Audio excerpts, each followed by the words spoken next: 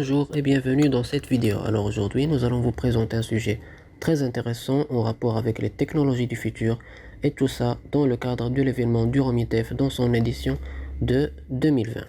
Alors notre sujet c'est la domotique. Commençons d'abord par l'objectif de ce projet. Eh bien, ce projet s'intéresse à l'évolution de nos habitations qui se transforment de plus en plus en maisons domotiques. Toujours plus technologisées, elles sont le reflet des changements de la société et de l'insatisfaction innée de l'homme qui le pousse à innover et à acquérir la maîtrise de son environnement.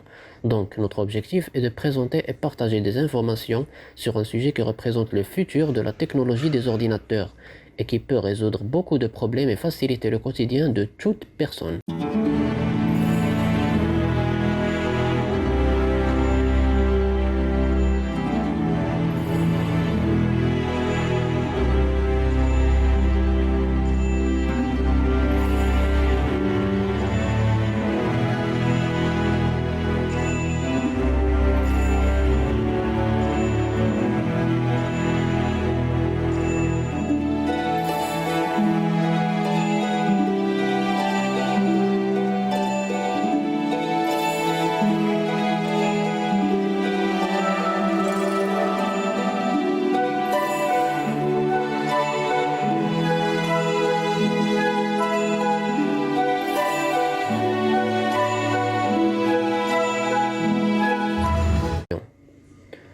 Bon, c'est quoi la domotique?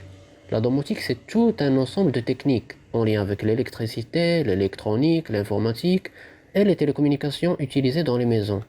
Pourquoi tout ça? Eh bien, cela pour programmer, contrôler et automatiser à distance ou sur place tous les appareils du domicile intégrés au sein du réseau. Qu'en est-il alors de l'histoire de la domotique? Est-ce une toute nouvelle technologie du 21e siècle? Eh bien, nous allons partir pour le savoir. Historique, des années 80 jusqu'à aujourd'hui. Revenons au tout début. Au début des années 80, les premières applications de domotique sont nées de la miniaturisation des systèmes électroniques et informatiques. Le développement des composants électroniques dans les produits domestiques a permis d'améliorer les performances et aussi de réduire les coûts de consommation en énergie des équipements. La première contrainte, c'est que cette innovation a commencé beaucoup trop tôt, donc le consommateur n'a pas été réceptif. La fin des années 80, trois tendances importantes se dégagent.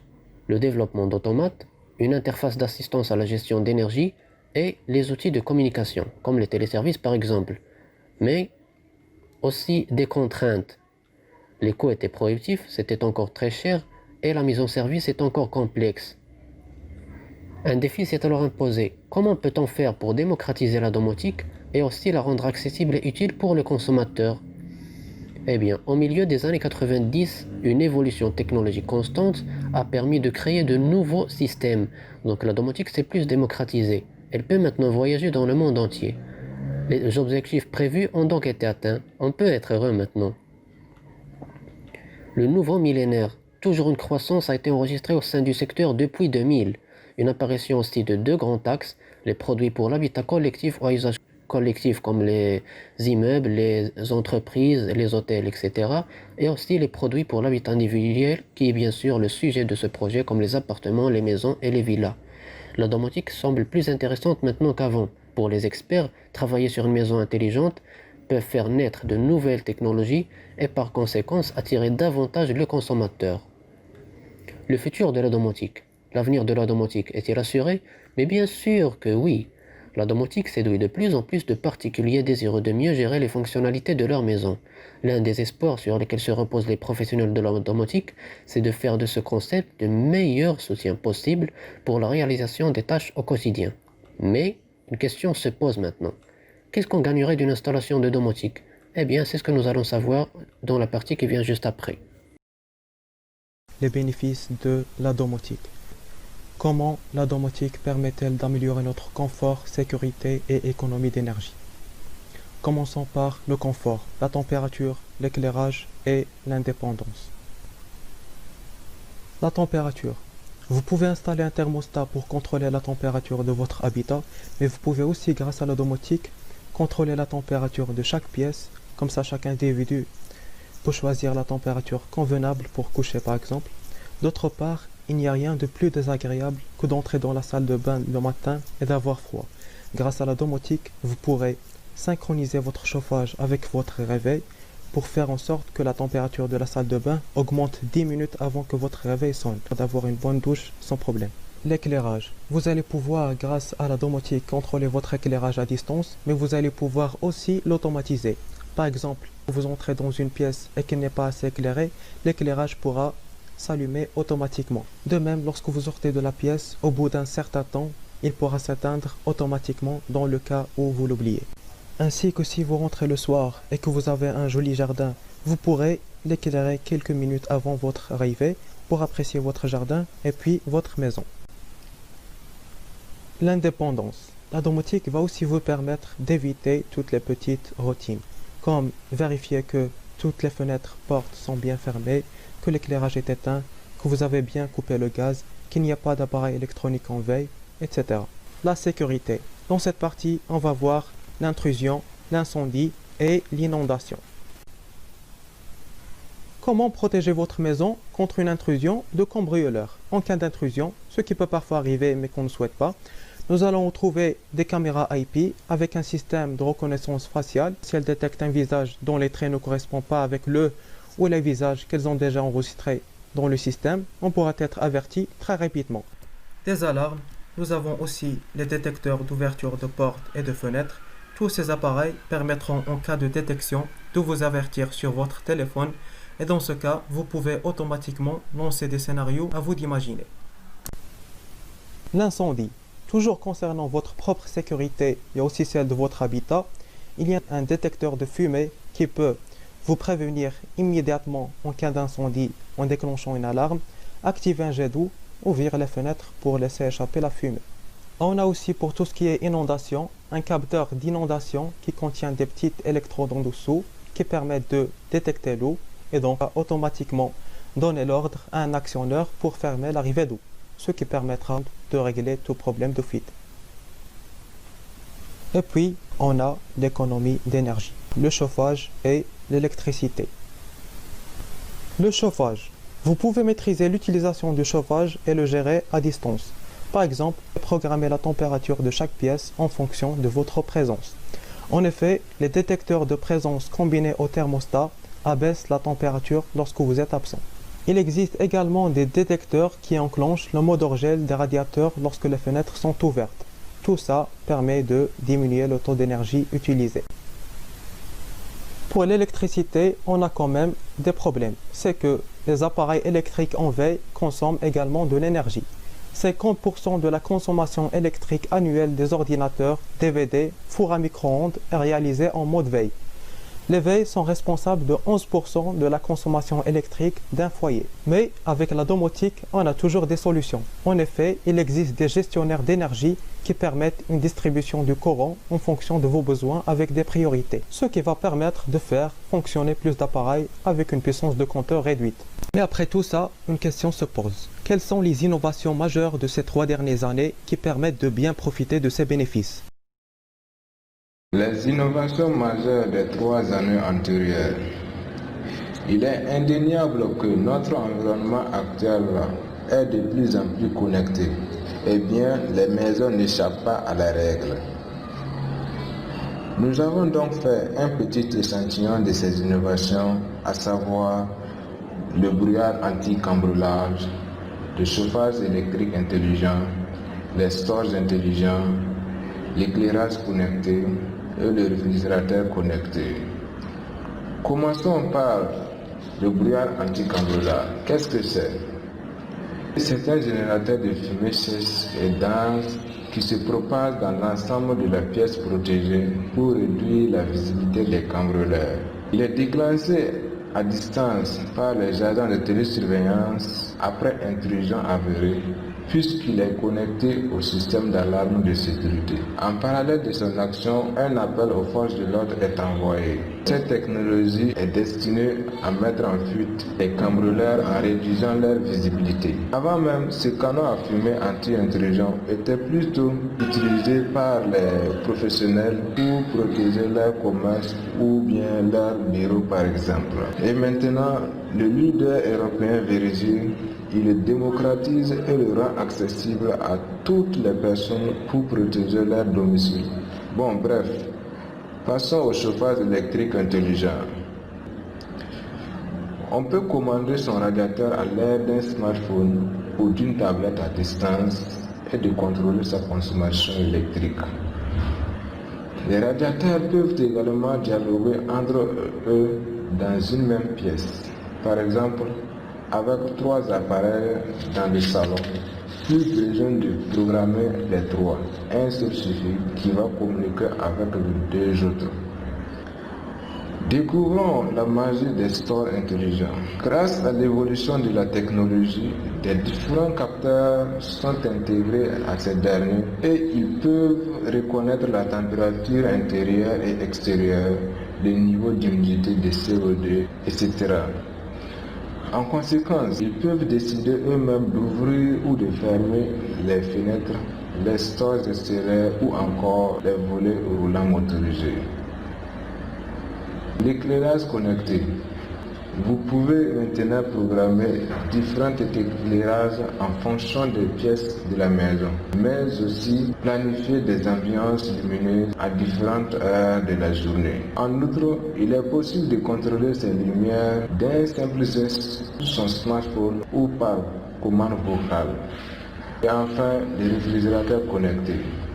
Désormais, vous pouvez directement interagir à distance avec vos appareils électroménagers connectés tels que les fours, les lave-linges, les lave-vaisselle, les réfrigérateurs, etc. Prenons le cas du réfrigérateur connecté en question. Vous pouvez contrôler à distance pour effectuer une longue liste de tâches. Entre autres, consulter le contenu du frigo en faisant des courses, recevoir des alertes en cas de problème, gérer les stocks et les dates de péremption, afficher une recette en fonctionnement du contenu du frigo. Mais qu'est-ce qui fait fonctionner tous ces appareils de manière automatique? Alors, suivez-nous dans la partie rôle des microprocesseurs. Et voilà le rôle du microprocesseur. C'est quoi un microprocesseur? Microprocesseur est un dispositif capable d'exécuter un certain nombre d'instructions une par une. Nous avons besoin d'un dispositif qui va pouvoir, premièrement, recevoir les instructions écrites en langage de programmation. Lui, il va les décoder, les traduire en langage machine. Ensuite, il va les stocker dans la mémoire. Et enfin, les exécuter et nous donner un résultat. L'architecture d'un microprocesseur. De quoi est-il composé? Le microprocesseur est composé de registres, une unité arithmétique et logique et une unité de contrôle. Le premier type de registre, c'est l'accumulateur. Registre qui reçoit des opérandes ou des résultats provenant de l'unité arithmétique et logique. C'est lui qui stocke ou contient les résultats des opérations arithmétiques et logiques, et cela pour ne pas être obligé d'à chaque fois avoir recours à la mémoire et augmenter le temps de calcul. Le compteur de programme. Le compteur de programme contient l'adresse de l'instruction suivante qui doit être exécutée. Par exemple, voilà des exemples d'instructions et chacune avec son adresse respective. Commander la remonte des stores, déclencher l'eau chaude dans la salle de bain et préparer le café dans la cuisine. Le décodeur d'instructions. C'est lui qui va interpréter l'instruction contenue dans le registre d'instructions. Autrement dit, décoder les instructions qu'on donne au microprocesseur. L'unité arithmétique et logique. Cette unité peut exécuter 2 types d'opérations, des opérations arithmétiques et des opérations logiques. Par exemple, si l'heure atteint 7 heures, alors ouvrir le robinet de la baignoire, sinon ne rien faire. S'il fait chaud, ouvrir les fenêtres, sinon s'il fait froid, allumer le chauffage. Ce sont des exemples d'instructions qui demandent au microprocesseur d'effectuer certaines opérations. Eh bien, c'est cette unité qui s'en occupe. L'unité de contrôle et commande. Elle est synchronisée par le signal de l'horloge. C'est elle qui déclenche les événements dans le processeur. Autrement dit, c'est elle le gestionnaire de la succession des événements. Par exemple, au premier top d'horloge, le premier événement se déclenche. Deuxième top d'horloge, deuxième événement se déclenche. Et ainsi de suite. Fonctionnement d'un système domotique à base de Central Processing Unit. Les interruptions. Les interruptions permettent au matériel de communiquer avec le processeur et sont surtout utilisées pour la gestion des périphériques de l'ordinateur. Dans certains cas, on désire que le processeur réagisse rapidement à un événement extérieur, par exemple l'arrivée d'un paquet de données qui demande d'être immédiatement traité. Donc pour cela, il faudra interrompre l'exécution d'une tâche pour commencer une autre qui ne peut pas attendre que la précédente se termine. Communication avec les entrées et sorties.